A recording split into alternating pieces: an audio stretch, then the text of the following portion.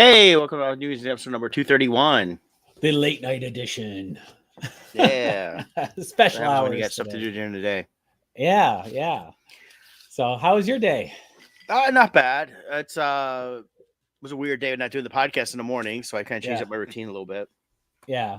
So, but it's more of a rest day for me. Just did a few things around here. Yeah, we had a home inspection today, so we had to go out and do that this afternoon or / morning. So that's why I was unavailable. But so getting some work done. I'll talk a little bit more about that when I get to the ad read. But overall, Nice. a good day. I am jazzed up over that Ahsoka episode. Oh, that was fantastic. Yeah. Yep. Is there enough time we could talk about it tonight? Yeah, I think so. It's been all over the internet. So 24 hours. It's been 24 hours. Yeah. So maybe we'll talk about that, but that was excellent. That was a really good episode. I haven't read anybody's review on that, but I'm sure there's people going to be complaining about it because it's not what they thought it would be. So far, I am seeing a lot of praise for it. Yeah. A lot of praise, especially if you were a animated Clone Wars or Rebels series fan. Everyone's loving it. So very well done, Dave Filoni. Thumbs up from the Odd Musings crew. So I'm sure that you could put that as a notch on your belt. We'll send you an Odd Musings plaque to hang on your office wall. We'll send him a no plaque. We got Odd Musings. The pinnacle of my career was when those guys from Odd Musings gave me the thumbs up. Yeah, at Disneyland. Yes. Yeah.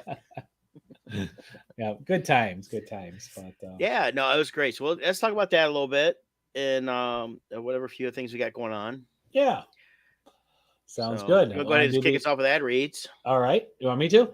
Yep. All right. Odd Musings of Real Estate. Team Titans of Real Estate. Why? Because you matter. That's right. Even though we utilize the latest in tools and technology to maximize your home buying and selling experience, we never forget at its core, it's a people business. That's right. That's why Jill and I put your needs first and foremost, and our relationship with you as a priority. As I said earlier today, we were out doing a home inspection.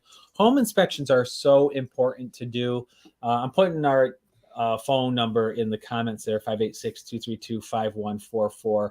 But home inspections are so important. Like this house, it's immaculate. Everything looks great. And a lot of times people will just waive their home inspection. But even though a house may be in pristine condition and everything's perfect, you still learn a lot about the house. You're coming into a house completely in the dark as to, what's behind the walls, what's in the attic. Is the furnace well maintained? And so by going through the home inspection, you find out a lot of things about the house that you wouldn't have known otherwise. So today's inspection went very well, but it was still very instructional to our home buyer. So, there's a home generator attached, and they have tankless water heaters in this house. So our buyer learned about those and how to operate those and other things as well. So we always recommend an inspection. But anyways, for any of your real estate needs, 586-232-5144 is our number. That's our hotline. You'll get either Jill or myself when you call that number. And we look forward to helping you. And if you're not looking to buy or sell, but you know somebody who is, give us a call. We can help them out. Excellent. Yeah, and then we have Loringer Family Chiropractic, located in Belleville, Michigan, and Dexter, Michigan. And let me find my thing there. Here we go. They offer on-site digital X-rays, more orthotics by foot levelers, young living essential oils, aromatherapy, full line of vitamins, all in a family-oriented environment. You can give a call, 734-697-4244. You can also find them on Facebook here, as you can see there. That's the Loringer Family Chiropractic Center, PC. And again, the number here is 734-697-4244. I was out in Dexter earlier today and got a chance to see Dr. Anna and got adjusted. And it was a good adjustment today to where I had to take a nap. That's how you know it's a good one. So, but it's definitely much well needed. Yeah. So definitely check out your local chiropractors. If you're looking for a good one, give Lorger's a call if you're not in the area. But if you're in Southeast Michigan, check out Loringer. Yeah, for sure. They do good work. So have you been watching the news at all? Have you seen what's going on in Mexico? Yeah, I saw that. Yeah. These are mummified alien remains being presented to Mexico's Congress. They brought the bodies out. Uh, what are your thoughts on this? I mean, that looks fake. Well, I've seen The Thing in Arizona, and The Thing was supposed to be a Chinese railroad worker, but obviously was fake. And well, that looks like a fake. That was it's like this big too. It's like Yeah, 2 they're feet tall. yeah, like Yeah. so. I don't know. There's This reports is of an official aliens in hearing some of the in their writings of Congress. Egypt. There's reports of writings aliens in the Mayans and Yeah. Aztecs. I don't know how much it's aliens versus just storytelling. Right. Yeah, I mean, who knows if this is, to me that looks fake. That doesn't look like I don't know, like the bot.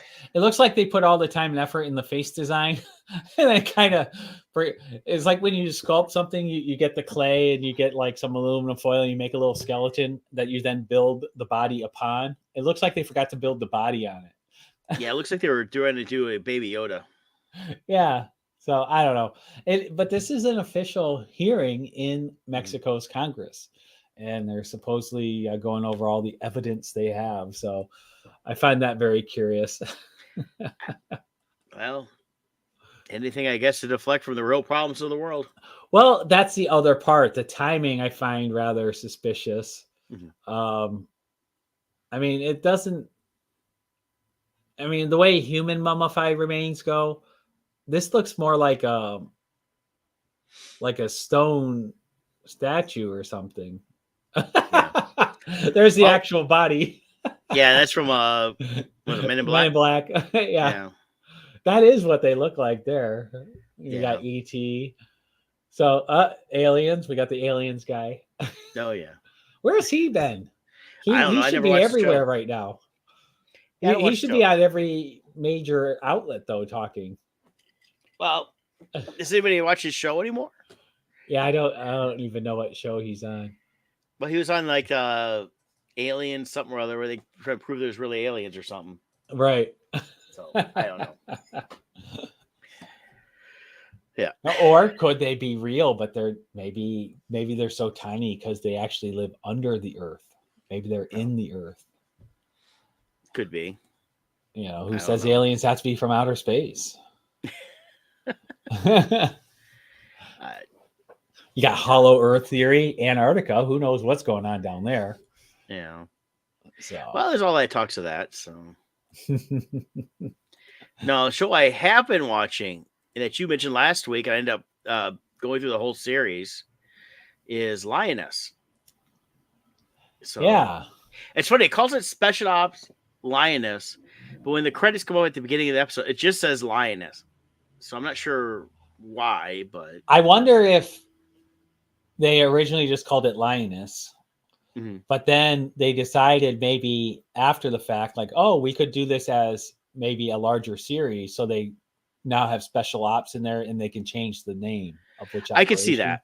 Yeah. And Taylor Sheridan, who does the Yellowstone, is the one that created it. And he wrote and directed a lot of the episodes, if not all of them. So, okay. I will say this. You look at everybody. It starts at Zoe is great. Jill Wagner was pretty good. She played Bobby. And then Nicole Kidman looks like she's had a lot of work. Yeah, she does not even look the same anymore. No, right there. Yeah, she ruined herself. Yeah, I don't get it. I understand they're getting older, but embrace it. I mean, when you do that, you look like you're wearing a mask. Yeah, you look freaky. I think the problem is it's the whole modern day filter effect. They've been living with filters for a lot longer. You know, they Photoshop, airbrushing, all these different techniques to make them look a certain way. I think they look in the mirror, see themselves aging, and they keep going back trying to get themselves to look like their old selves. And the reality is, if you're going to do any kind of touch-ups to yourself, you can knock off 5 years and look good. Yeah. But when you try to knock off 20 years, it looks fake. You know, once you start putting actual implants in and changing structure, you're ruining yourself. You Yeah. know. Well, back to the show. It was released weekly, starting back in July. So now all the episodes are available. It's 8 episodes. I thought it was a good story. I agree with the rating on there of 7.7. I give it about 7.5 to an 8. There's a whole side story with Zoe Sultana's family. They could have cut that out entirely and just stuck more to the facts of the mission. And I think it would have been a much tighter story. Hmm. But I recommend it. Yeah, the action scenes were very well done. Mm-hmm. The battle scenes. I'm only in the first episode, but what parts I've seen, very well done. Oh, yeah. There's a lot of good stuff. You see the thing they end up doing with the main character, really, outside of Zoe Saldana, is and they barely show her there, but it's the this girl right here, and that is I think it's Joe Wagner. Is that Joe? That the recruit? No, sorry, it's Laisla D. Olivia. She played Cruz, and she was really good. I thought she's fantastic in this, and she's definitely the one you follow the most. Oh, okay. So It's not Zoe. no, well, the Zoe stuff really to have them follow her was all the home stuff. Oh, It really was unnecessary. yeah. So they should have had her more. She's kind of the team leader, but at the same time, she's kind of run back home all the time, and I felt it distracted from the mission. Someone that's in this intense of a CIA deep mission, that's very covert, wouldn't be running home all the time. Right. And they insinuated home problems, so they built it up as the home problems are with mainly the daughter. The husband is okay with everything in some ways, but he's dealing with all the home stuff on his own. I'm like, do we really need to go there? In a lot of ways, someone that's in this role, would they have that much of a home life with teenage daughters? Right. I would think not. But Morgan Freeman looks very different with his head shaved. yeah, and he's also showing his age. Yeah. So he's good too. He's just a committee guy for that, but he's 86. Yeah. So I think without the hair, having the head shaved, it made him look older. Yeah. So Definitely gave him a different look. I had to do a double take when I saw him the first time. I Like, did wait, too. Yeah. I think is that Morgan Freeman? Well, he did start off talking about his friend Eddie Dufresne, so it kind of throws everybody off when he doesn't start off like that. But yeah, I would recommend it. 8 episodes. Check it out. Decent cast. I just felt like if they took out the home front side, they could have built more on the team, and that would have made it a much better story. So yeah, you need the team. Even go back to something like NCIS. Yeah, they didn't get in. You got a little bit into what their home lives were, but it was always about the team, and because that's the cohesive unit that you're following in the story. But cool. But yeah, so I watched that this past week. Nice. Yeah. And like I said, I watched Ahsoka today, this morning. I actually watched it twice. I had to rewatch the whole sequence of that happened today. It's just so well done. Well, yeah. So we got episode 4 and 5 we can talk about together. Yeah. They do run together in a nice way. Yeah, it's more like a 2-part episode than 2 separate episodes. Yeah. So I guess we're jumping to that for now. Yeah. Okay. So I'll just kind of bring up a couple of things here to remind myself a little bit. But the essential thing is they were looking for this map, which is the map to Thrawn/Ezra. And you've got, I guess, the Dark Jedis. What's the reference? Yeah, Balin and Shin. Yeah. I forget their full names. Of course, they're trying to get that. So you end up dealing with this ball, figuring out how it works. Mm-hmm. And you've got Ahsoka and Sabine coming after him. We have a nice fight between them. Yeah, it's a really good lightsaber battle between Balin and Ahsoka. They have very Yep. different styles, so it was really well done. Yeah, and it was also confirmed during the fight with Sabine and Shin that, of course, Sabine does not show any actual force powers Right, because Shin picked up on that real quick. But she has sword fighting skills, which comes from her Mandalorian background. right. So we get that. But yeah, it was a nice battle. Of course, Balin's letting Ahsoka know that he knew Anakin, Hmm. as everybody in the Order knew Anakin. Doesn't get into the Vader aspect, but just the Anakin side. But you gotta say, everyone knew Anakin, but not many lived long enough to know what he became. Correct. Something like that. So, which Yeah. shows Balin knows what Anakin becomes. Right, because he was off wherever he left the Order prior to Order 66. You're correct. Yeah, so that's one of the things I've liked that Filoni's really trying to express through a lot of different things. A little bit of Mandalorian, now in Ahsoka more, is that there was a lot of Jedi's that left the Order Hmm. prior to Order 66. So Yeah. that's why they weren't necessarily hunted down. Although, there's different things we're seeing where the Emperor is ordering uh, the hunt of all the younglings, stuff like that, from Vader and that. So, Yeah, so we get that, and then they're building this giant hyperspace ring. That's kind of a throwback to the prequel series, the yep. movies, where you had the hyperlink um, jump thing that the Jedi starship would dock into, and then that would take it into hyperspace. So it's kind of a flashback to that, but this is huge. It's a very big one that they Yeah, and have this goes going on back to the here. previous episodes when they were stealing a hyperdrives. Correct, because this So that's has what they were many doing. hyperdrives. Yeah. And then the star map gets unlocked, and they download these coordinates and stuff while Ahsoka's battling Balin. Mhm. Um, what I also like too, so Ahsoka loses and gets pushed over the edge to her demise. Um, but then you have the classic like Sith type temptation, the dark side temptation. Sabine is told to destroy the map so they can't go, but Balin very smartly is like, and realizes her friend Ezra is part of this, and he doesn't force her to make the choice. He wants her to come willingly. So Sabine ends up going along with them and lets them have the map. Yep. Well, and that's the thing is, and then they finish up the upload, and then he destroys it. Mm-hmm. So of course nobody can follow them Yeah. because now they've got the coordinates they need.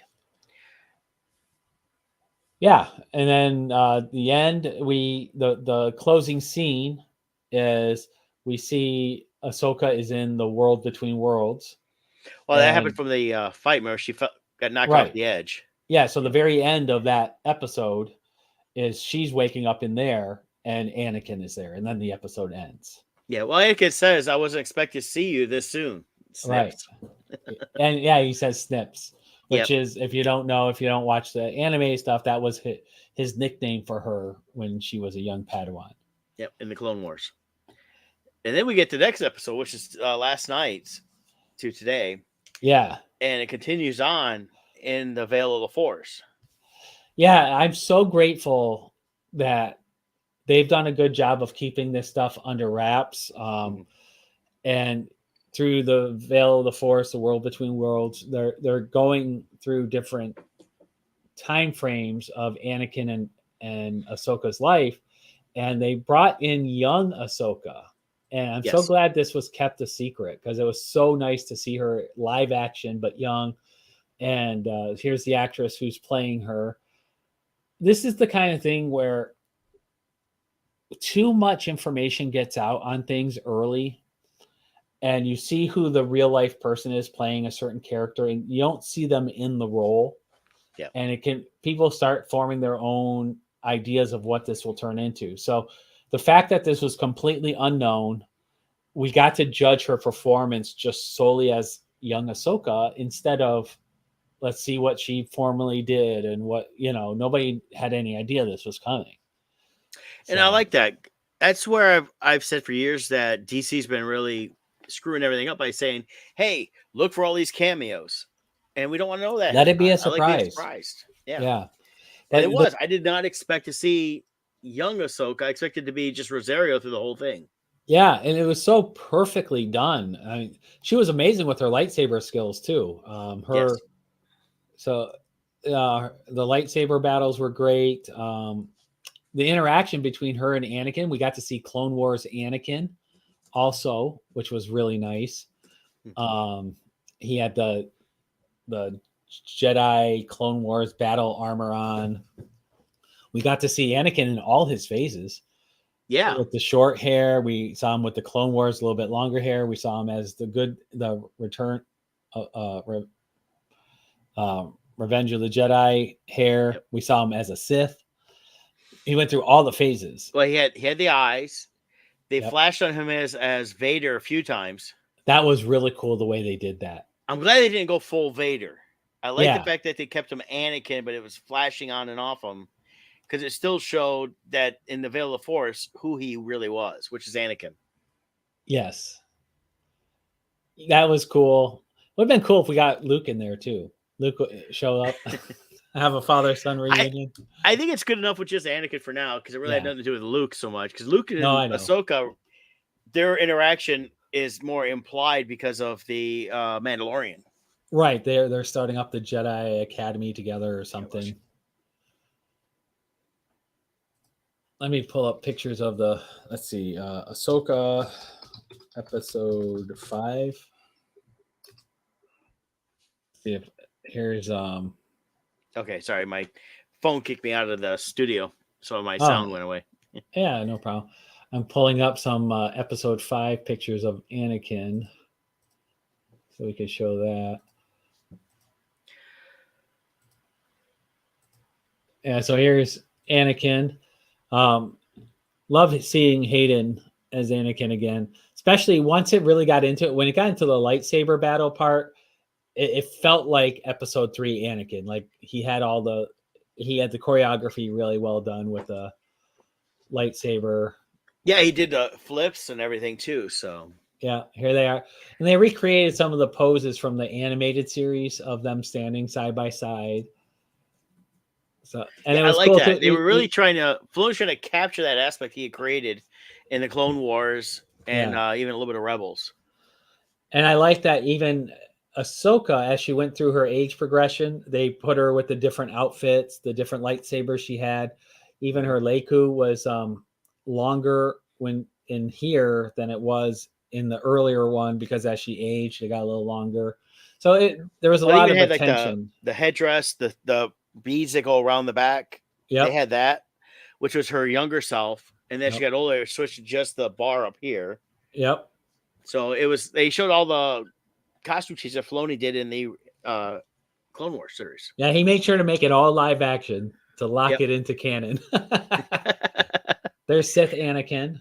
Now I did notice with the clone troopers. Now we heard Tamara Morrison's voice, Yes. but a lot of them running. I wonder if he got 501st guys again because a couple of them were a little bit bigger.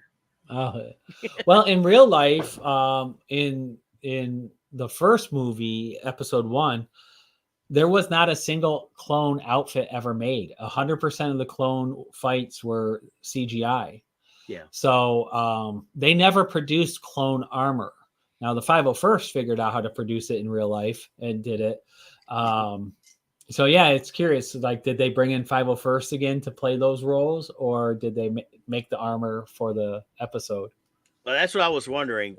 I think it'd been great if they brought in 501st again, because the 501st do more screen accurate than some of the other stuff. Yeah, they do more screen accurate than George Lucas himself. Yeah, It's funny when you watch, especially now because we have 80-inch TVs and stuff. You go back and watch the first Star Wars movie, Episode 4, and with the big screen and the high definition, you can see like duct tape holding the armor together in places, things like that, and armor is all misplaced or falling off. It's all broken. Well, I think it's a good nod to the 501st costumers that a lot of them have been around since the late 90s, early 2000s. That was pre HD TV. and Yeah. they were going off of old photos, VHS, Yeah. maybe a DVD down the road, but most of it was old VHS stuff, just Yeah. to create the armor and create a screen accurate representation. Right. And they would most times hand sculpt the items and then make molds out of them and then make vacuum formed molds that they could, make the parts out of. So a Yep. lot of amazing talent involved to do that. Oh yeah. But yeah, it was such a satisfying episode. I Well, liked what when I she like said, was I won't they fight you. And he's like, I heard that before. well, it dealt with her issue of not wanting to fight. It dealt with her issue of whether or not she wanted to live or not, really. Because even though she was alive prior to that battle, there's always been this underlying thing of hers. Does she really want to be around at all? Not that she would ever take her own life or anything, but it was more like if she died, she almost like didn't care. Yeah. And he basically was trying to get her to care again, go back to the old snips that cared. Right. I always wondered too. I was wondering if they were going to explore it in this, and they didn't say it. But Mhm. a part of me wonders: does Ahsoka feel guilty about Anakin's fall to Vader? Because had she not left the Jedi Order and had she stayed, would she have been the grounding principle that kept Anakin on track? Well, You and I'm know? wondering if that's what a lot of this was, because like where it says there on the screen, it says you lack conviction, Yeah. and Anakin as a Jedi slash even Sith he was very straight line and everything. It's he expected everything to be a certain way, and there's no variation. And a lot of it had to do with conviction. I mean, he convicted him. His conviction was fully for the Jedi Order until they went against him, and he joined up with Palpatine and became a Sith. But even then, it was all about faith, conviction. It still was there. It was just Mhm. misguided. Yeah. Right. So I mean that was part of it there, I think. And I Yeah. think a lot of it was bringing back her full conviction of the Jedi Order.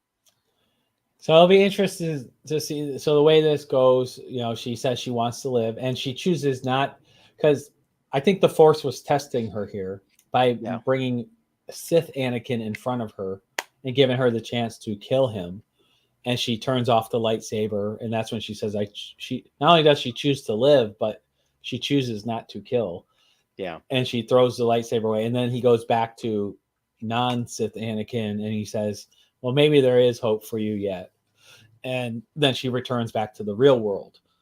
So, And a lot of it's the same themes we've seen throughout Star Wars is about hope, yeah. and conviction and the path of these Jedis. Well, there always seems to be a major test in like a dark cave or something, and I think for Ahsoka, this was that test for her. Whereas, like Luke went into the cave and battled Vader on Dagobah, Yeah. and Rey in the sequel series, she goes down into that water hole, and then that's where she sees like the multiple versions of herself and all these. So it's a common thing for there to be some kind of vision or interaction in the Force. Even in the Rebel series, Ezra did that. They find the Jedi Temple on Lothal, and he's confronting the Inquisitor. He in the vision, the Inquisitor kills Kanan, his master, and he gets to the point where he has to surrender himself to death because the Inquisitor is going to kill him. And because he surrenders himself to death and is no longer afraid, he actually passes the test. And then Yoda talks to him through the Force and all this stuff. So it's a very common theme, and maybe Ahsoka just never had that encounter in the Force to test her, and maybe this was it. Right. And of course, we did get one more confirmation in this. As a good confirmation that Jason, Hera's son, and Caden's son is Mm-hmm. Force sensitive and has Force powers. Yep. And that was because he helped find Ahsoka because he could hear the lightsaber battle that was going on in the Veil of the Force. Correct. So they're making more and more of him. That I like. I'm wondering if only somebody can do something down the road with that character. I definitely think that he's setting him up for a, whether he'll be a Padawan to Ahsoka or someone else, who knows, could be to Luke, could be part of the new Jedi Order. Um, I mean, Ahsoka technically has a Padawan with Right. Sabine, so we'll see where that goes. Oh, the other flashback too, the Siege of Mandalore was really cool to see. Also, that was her Yes. fighting all of the Mandalorians that had the spikes. They were the ones following Darth Maul, so we got to see that also in action.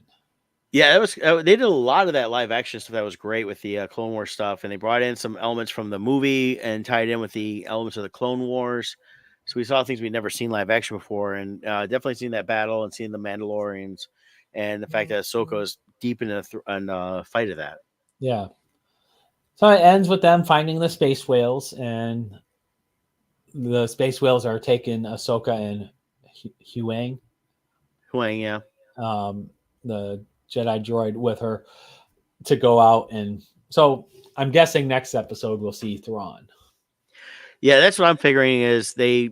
This was the big Anakin episode, and then now we're getting to the last 3 episodes, which is the bringing in Thrawn. And the way this series is going, I don't see it wrapping up as a series in 8 episodes. I think There's got to be we may another see season. a second season. It's got to be. There's too much going on, I feel. Yeah, So we'll see. But I don't know. it's I like definitely everything so very far. I happy like with it. the live action we've seen of all these characters we knew in animation, Mm-hmm. and the storytelling's been really good. And I think it's again we're back into some really great Star Wars storytelling. Yeah. I still want Zeb back, though. We got to get Zeb into the mix. Yeah, we saw him in The Mandalorian. Now we need to see him here. You know who's becoming quite the regular? That Carson. Captain Carson, the Yep. X-wing pilot there. He was just a little cameo spot in the first season of Mandalorian, and he keeps popping up in everything. He's been in. He was in Andor. He was Yep. in all Well, three he must be seasons good. of. Him and Filoni must be like really good friends or something. Yeah, yeah, but he's gotten in pretty good, so he's quite the regular now. Yes. I like how where he's like, Jason's like, he senses something, and they're like, "Oh, we got to do another sweep." He's like, "We already did. Well, we got to do it again." And he's like, "Did I miss something?" Well, he's got special abilities. His dad was a Jedi. Oh, well, all right then. Let's do it then. Like that. Oh, a Jedi. Never mind. Well, and the one thing we're hearing a little more in this we've never heard during the movies is they gotta have to watch their fuel. Yeah, that was. Yeah, you've never heard that before. Yeah, it's been. I mean, think about it. It's been talked a little bit through like Solo a little bit with the hyperspace, fuel, Yeah.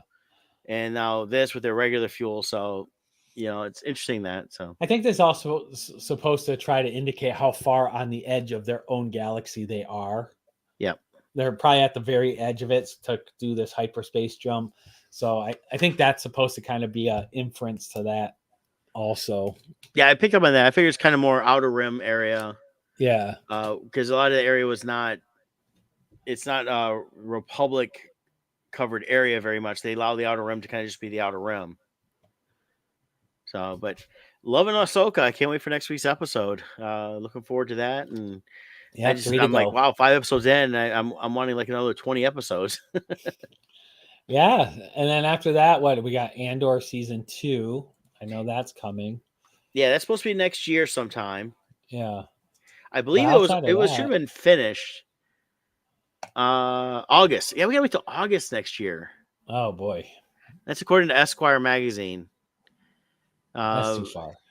So it's 12 episodes long. I think a lot of it was just they filmed everything they need to do, all the special effects basically and everything else. But I think they're also holding off because after Andor, there's nothing Star Wars slated at this time that's officially in works. Right. If they're gonna do another Ahsoka, we gotta wait for this writer strike and director strike to be done. Yeah. One thing I heard today is if they have to end it within this next month for if things are going to get back on track fast enough not to interrupt the filming for the next season stuff for things. Yeah. So they have like just a couple weeks left. Yeah, it sounds like things aren't going well. Yeah, sounds like it.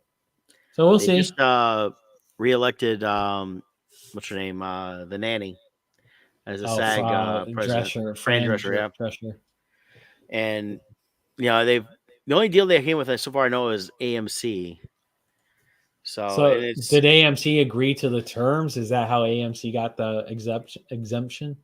yeah, they went to SAG and said, "Well, here's what we'll do on these particular shows," and they gave them what they wanted on those shows, so they could do the Okay. Daryl Dixon stuff and all this other stuff going on. So they get back to filming that. Um, I don't know. It's going to be interesting to see.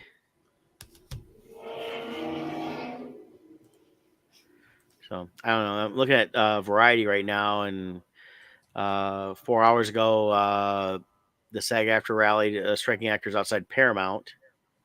So they went after them this time. They switch up the studios who they go and pick it all the time. So I don't know. We'll see. It's I I don't know. It's one of the things where there's some things I'm like, okay, I can understand you guys want some different concessions that maybe you didn't have before, but when I start hearing these actors are making, 20, 30, $50 million on back end deals they had themselves, you know, why aren't the other people getting that? And they all claim to be going for the everyday working actor, but at the same time they keep talking about wanting big money for themselves. So I don't know. I just find it a little hypocritical at times. Here's some of the problems they have with the actor strike also is there was a number of projects that were completed before the strike as far as filming and stuff goes, but those actors are still needed for the ADR work, the record. They always re-record all the audio afterwards in a Yeah. nice Well, not clean all of it, but sound they suite. record when they have to redo a line that didn't come through properly, or they have to change a line. Yeah, but So like it's if something's ADR filmed is additional outside, dialogue recording. if something's filmed outdoors, they'll often re-record the whole dialogue inside the studio because they don't have all the ambient sound and everything Yeah. happening. Well, So, but yes and those no. kind of I mean, but yeah, well, that's kind but of the what it point, is. but the point is those things, even though something was done with production before the strike, a lot of those projects still need the ADR done. So they Right. need So those they won't do actors, that. right? And the Yeah. strike is holding that up too. Of course, the new one is the Marvel visual effects workers have unanimously voted to uh, unionize. Okay. Well, my understanding is Marvel's been brutal with the visual effects teams. So, they kind of pushed it to that. They were overworking everyone at insane paces. And it's also why the quality, a lot of people have noticed the last like 2 years or so, the Yeah. quality of the work has really gone down. So, Well, we'll see. I mean, it's. I'm not 100% against everything they say. I'm not 100% for everything they say. Um, but sometimes when I listen to what they say, well, all these they're making billions of dollars and we're not getting any of it. I'm like, well, wait a minute now. You guys have individual contracts per project. If right. you want a piece of it, that should be in your contract. But when it Right. comes to you know saying, well, you have to work more for than what we said originally, well, that's a different story. At that point, they should pay the extra for that. When it comes like to visual workers, things like that. If they said, hey, this is what we want from you, and this is the time frame, they do it. They say, well, we want more, and they want to pay more. They just want to work them. Then it's like, okay, yeah, you should have to pay them more. So, Yeah. Well, we'll see what happens. yeah, And I think part of the problem the actors have is we do truly have more outlets than ever for entertainment. I don't think they're as important as they used to be. And as such, maybe their pay will suffer and they won't like that. But like right now, how many hours a week do does an average person now spend listening to podcasts or looking at TikTok or watching YouTube and self-made videos? There's so many outlets out there now for people to go to for their distractions. The movies aren't the only place left to go, you know. right. So it's just they're not needed as much. Well, and if you look too, is a lot of these actors I think realize that, and that's why a lot of them started up their own podcasts. They have their Mm-hmm. own like YouTube type channels. Yep. Uh, some of them have resorted to OnlyFans Yep. as different things. I mean, you've got some that completely switched over to the adult side years ago. Mm-hmm. Was the one chick from Boy Meets World that ended up doing. That's what she does now. I saw her on an article recently. And then you've got like Gigi Edgley, who I see at shows all the time, and she has an OnlyFans. Mm-hmm. Danielle from the Picker Show, she has an OnlyFans. Don't know what they're putting on their OnlyFans, but they're all doing these different things like that Mm-hmm. that don't fall under any rules or guidelines of SAG. And a lot of them doing podcasts. Danielle Harris does a podcast, a horror themed podcast. They talk about a lot of other stuff besides horror, but that's her community now. And A lot of comedians too have their yeah, podcasts going, and yeah, a lot of them they're done that for making good money. years. I mean, you've got Seinfeld did stuff. He did his shows on Netflix, but he also did podcasts. But all the different ones have different podcasts popping up all the time. Bert Kreischer, I think, is one of the biggest ones. He's got a video podcast besides all his stand up, and he's got a couple hundred episodes in. He's mirroring Odd Musings in a number of episodes he has. Yes, but what's brilliant about them, what's nice for them is they have a staff, and so like they shoot their podcasts, and that's one set of content for them. But then they have a crew that will edit it and break it up into like all these little sound bites that they can upload onto their TikTok channels and all these other channels. So then they're getting income through the number of views and all these things too. Yeah, And so they're able to take full advantage of all these different outlets that are out there. And one episode for them, a 2-hour podcast episode, they can turn into a month's worth of content on something like YouTube. So they get a lot of content out there that is in little 30-second to 3-minute segments that are very rewatchable. People watch over and over again because it's something very funny or stupid or silly, yeah. Well, the one I see a lot of pops up online because I follow her, but then also is the Danielle Harris one. But it's also this is besides doing a lot of conventions, she does her podcast, but then they sell merch based on all that stuff. Yep. But I mean, I'm personally not going to drop $155 for a calendar. So, but I'm sure people do, and T-shirts and hats and things like that. So, Who's Danielle Harris? she was in one of the Halloweens. She Oh, played the okay. daughter of Bruce Willis way back in the last Boy Scout, Oh, and wow. she's done a Okay. bunch of stuff like that. I see her at conventions all the time. She's got a big following. Yeah. So, it's things like that, and it's she's still a working actress. She's doing she does a lot of small B movies. They're not the major budget ones, but she's been in some semi major films and here and there. But she's done what a lot of these actors do, whether they're A list, B list, or C list, is they're creating all these separate ways of doing stuff. And I'm seeing a lot more of the A and B listers post about the fact that they're all going to the stage now and doing stage work. Yeah. So Here's the a one lot of them are that still working. I see all the time. This is the one with Bert Kreischer and Tom Segura. Yep. Two Bears, One Cave. It is funny. It's according to this, they're the top comedy podcast in the world. But they just talk about the silly stuff, but it's funny, so funny. So Yeah, I think he's got one with his wife too. yeah, he's got like 3 or 4. Same with Segura. He has a couple. He has one with what's the Korean guy's name? I always see them two pop up too. Yeah. Or not Segura, someone else. It's Segura's not on that one. It's different white guy. Those white guys, they all look the same. That's what I think. What? I'm forgetting his name. I see him all the time. Anyways, but they're funny, So Yeah, he's got looking at Bert, he's got his Something's Burning, he's got Bert Cast, a Wife of the Party, that's what he does with his wife. Yeah, Open Tab. So he's got a bunch of them. But yeah, he's all over the place. And he did that show for a while on Netflix. and he's not tied into like the actor strike doesn't affect him on podcasts. No, they can do all they want. Right. So they can keep pouring out content, keep making money, and there's so much out. Even like fan films, people can do such high quality fan films now. Yeah. They don't need movies anymore. I love them. I grew up with them though, but this younger generation, they don't care as much about it. They're fine with just watching a little 2-inch by 4-inch screen, whereas we want this giant screen. They're fine with just watching it on this. We went from our parents and grandparents watching a little small TV screen, Right. us wanting the big screen. They're all back to the small screen.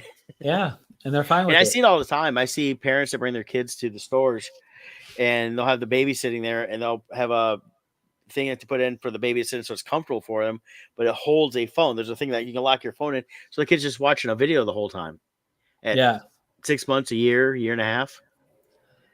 So that's all they're used to. yeah. And then what happens when you unplug the kid? I They wonder probably that don't know how myself. to function in the world. Well, that's the thing. But you're right. There is a lot of content out there, and it's not all about just the streaming TV/movies. It is like the TikToks, it is the YouTubes, it is the Reels, it's the everyday people that put out tons and tons of content. I mean, you can hop on Instagram, hit the Reels, and you can go through that, and there's every single one is just a everyday person. Right. Very few celebrities, and then when you skip to the celebrities, like, oh, so and so did something. So they're competing with everyday people who are monetizing all the Instagrams and TikToks. Right. So, but personally, I think it'd be a shame to see the film industry really disappear. I agree. Um, There's a film is important. I think film though, I think they got a little too self-important on themselves, and maybe this will be a humbling process.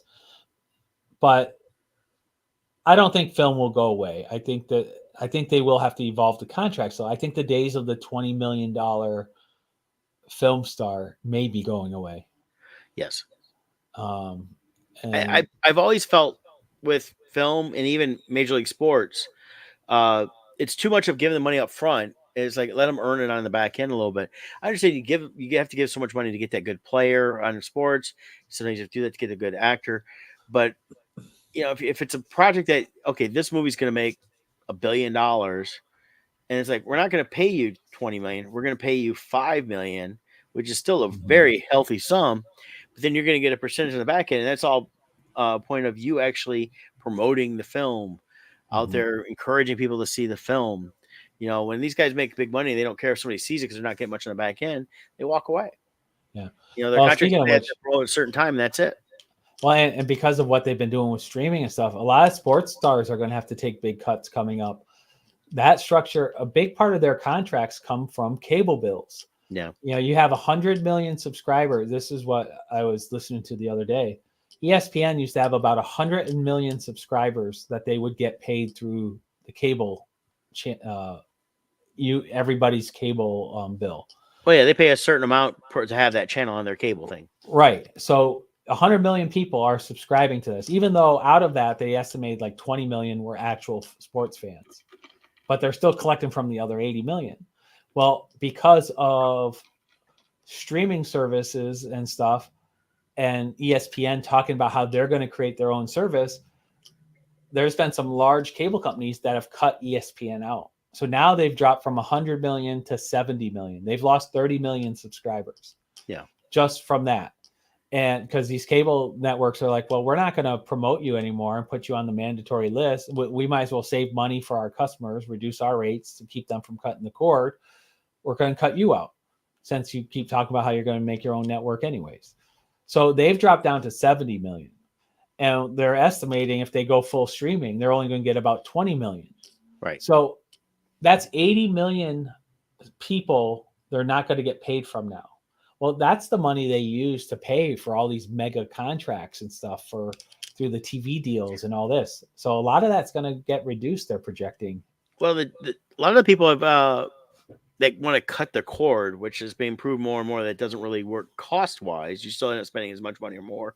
You just get to go more a la carte. They do two things. When you're dealing with two major sports that people spend money on is baseball and football. Basketball is third. But with that one, you don't hear as much of the streaming, as much people really getting into that. You do more baseball and you do more of the football. Football has their ticket. And this year, you've got like Verizon saying, hey, sign up for our cell phones. And through YouTube TV, we'll give you the Sunday ticket. Now that it's not exclusive to the satellite company, Direct TV. It's Right. now available for anybody. So they're going to be going through that route there. So that's going to be, and that's all pretty much run by the NFL. And the MLB channel is run by Major League Baseball. And you can stream all the games through that. The only blackouts you get is your local home game. But if you have a local channel you can watch, most of the time you can end up watching it there. Now for Tigers, it's not a local channel; it's actually Bally's, and that's the only place to really watch their games. All their games is through the Bally's app. And I was talking with a customer the other day. We were chatting about stuff and something about baseball, and they go, "Oh yeah, we should go watch the Tigers." I was like, "Don't you have the Bally's on your cable?" And she's like, "No, our cable system doesn't support the Bally's. We have to pay extra for that. Where mine includes it." So Okay. it just depends on who you have on that aspect too, and that's part of Yeah. what you're saying with the kind of these channels. You can get ESPN on all those cable channels that are cutting it. It's just no longer included in their basic packages. Right. Now a customer has to pay extra for it, and that's the only way they'll pay ESPN then. Correct. So, and that's the same thing with like Bally's, which is doing a lot of the channels for the Major League Baseball, except for like Chicago Cubs, though they have their own called Marquee. And I know this from talking with Kevin and Brandy is they can't get that included in their system. They have to pay that system extra as a streaming package to get the Marquee to be able to watch all Mm. the Cubs games. Otherwise, they're pretty much always blacked out. They only get the games they can see is ones that are nationally broadcast, Yeah. and And that's where that's some of the where changes happen. football has done very well with that. I think their secret weapon has been the creation of fantasy football. Yes. There's so many people who do fantasy football leagues. They're watching all the games to track all their individual players. So it's not just local teams they're looking for to follow. They want to see, well, I have a quarterback on New England playing, so I got to check that game out or whatever. Yep. So I think fantasy football is the saving grace of the NFL as far as that goes. Well, and tied into actual sports betting, that with Yeah. the explosion of that the last 3 years, and majority of the states now have it, and Mhm. it's legal to do. They can do it right from their phones. They can Yep. create actually not just a fantasy football league that's just fun. They're actually doing fantasy football leagues that are paid, and Mhm. as well as they're betting on the stuff, and they're doing all these parlays through the games. Like, Mhm. Joe Schmo is going to get like a field goal in the fourth quarter, and they can parlay that bet. Right. So Yeah. So they're doing a lot of that interaction with the fans too. So I'll be curious to see where it goes. It's definitely we're in a transition period. We'll see. well, I think We'll what we're end going to up see is more and somewhere. more streaming avenues. I think they're also showing that the cutting the cord didn't save anybody really any money because they all end up piecemealing it together to get everything they want. Which Odd Musings predicted about 4 years ago. We had a whole episode on Yeah, it. but I think it's also we're going to see a return again, like I've said before, physical media. We'll start making a comeback on the movies and TVs, and I think that's evident with the fact with Disney Plus releasing The Mandalorian, all the Marvel series on to Blu-ray and that. The thing they'll be doing is, I think what they're going to hold off is they want people to stream their stuff as much as possible. So it's not going to be like it streams like in January is out like in March on Blu-ray. They're going to wait a couple years in between stuff to release. That's why we don't see the season 3 of The Mandalorian coming out, just season 1 and 2, which have been out for a few years. So now those that us that are fans are like, well, I want to own that. I want to have the physical version of it, so I don't have to always stream it. We're going to go Yeah. buy it. And Yep. I think and even the younger people who aren't necessarily into that right now, I think down the road will be more because we're seeing them get into things like the LPs and buying actual vinyl records, and they're Right. understanding the collecting mainly from their parents, and seeing how that goes. But it's also like they like the physical aspect medium, and even with the video games, I'm hearing a few more people here and there complain a little more. They don't mind the streaming stuff, but a lot of stuff is going on these subscriptions where if you don't physically own it and they want to take it off the subscription, you lose it. But they want to make sure they can actually play the games.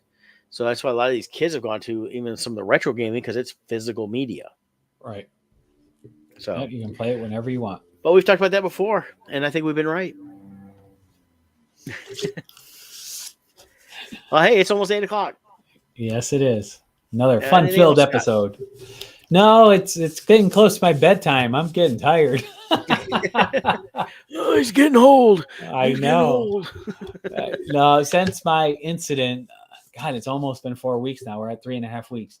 Yeah, I've been really tired at night. you're gonna be tired. Yeah. You went through such a physical trauma. It's gonna be months before you really get Yeah. back to your peak of being able to feel more active and Yeah. not be as tired. I know that from my personal experience from my incident 16 years ago. Right. And it's a physical drain. The internal injuries are the worst because those are the ones that take longer to heal. Yeah. And even with you doing so well, I mean, you're way ahead of what a lot of people that went through your incident have in 4 weeks. Right. You're going to be tired for months, and Yeah. eventually you'll start getting out of that as you continue to work out in that. Like lately, it's like 8 o'clock hits and I'm ready for bed. But if I go to bed at 8, I'll be up at like 2 a.m. So Which the it's like, doctors like when you're in the hospital, so they can probe you. yeah. Maybe that's where the aliens are. They became doctors so they could probe. Yes. But so now it's like from 8 to 9, it's just like staring at the clock, like, please hit 9 o'clock so I can go to bed. So No, I understand that. yeah, so I'm just tired now. But Yeah. I still wake up early. I get up like this morning. I got up about 5:30. 5:30 is my normal time. So that part of my schedule has stayed the same. Yeah. But I used to go to bed like 11 o'clock, 11:30 at night, and get up. But At about you need more 5, than the 5:30. 5-6 hours now. You need a good 8-9 hours. Yeah. The other thing too is I've had 3 nights in a row where I've been able to sleep through the night. But when they intubated me, I think they scratched up the back of my throat. Probably. And I feel hoarse when I talk. Like it's sore when I talk. Actually, I noticed that on Sunday when I saw you. Yeah, it actually is sore for me to talk. So I don't know. I'm guessing it's from the intubation, but I think whatever they did maybe caused some kind of roughness in my throat, and phlegm would build up, like catch. Yeah. And then I would wake up in the middle of the night like coughing, like I would inhale it. So last 3 nights that hasn't happened. So I hope that means it's getting better and healing. But yeah, my voice to me sounds hoarse. It is. I will confirm it is. Yeah.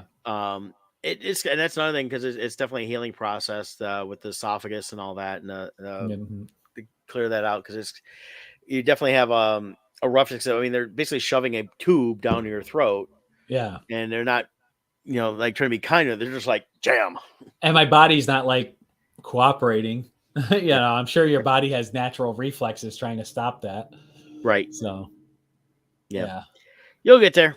Yeah, I'll get there. I mean, I feel great. Writing up the contracts we've been doing. We've had a lot of deals.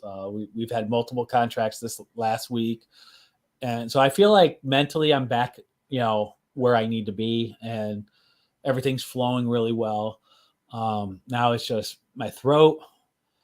I still have like a wet cough, a dry cough that will develop every now and then. Like I feel like some phlegm builds up in there. But outside of that and my tiredness, I just get tired. I'll have to take a nap. I took an hour nap this morning or this afternoon, and after doing the inspections. So I do feel that, but I'm just trying to listen to my body. And it's like, well, if I need it, I need it. Yeah, don't push yourself on this stuff. Definitely take a rest when you need it. Nothing wrong with a little bit of a nap, especially now as you're healing. It's all a healing process. Yeah, for sure. So cool. That's my world. Well, hey, next week, Wednesday, I will be traveling at the time of the show. So if Scott's going to be on, he'll let you all know. Yeah, I'll probably pop on for a little bit and just give updates and stuff. At least a half hour, I'll pop on and talk. Yeah, and then I'll be traveling to Salt Lake City. So if you're out that way, come out to the FanX Salt Lake City Comic-Con. Yeah, Brett's debut. So if you're out in that area, you haven't bought his stuff before. Yeah. So I'll be new out there, and then I'll be back the following week, and then it should be on every Wednesday for a while after that. And then based on our schedules of things that happen like this, sometimes we may do some evening ones. These don't work too bad. Yeah. So they work well when we do our Kickstarters. Yeah, definitly. So we'll be talking about a new Kickstarter here pretty soon. Yep. I'm working on that. It's actually on in the background back there. I'm working on colors for the book, so it's moving along nice. Pretty soon I'm going to start setting up the Kickstarter page so I can have a preview page go up for people to start following. So excellent. That's my to-do. All right, man. Hey, we'll see you all next time. Take care. Bye.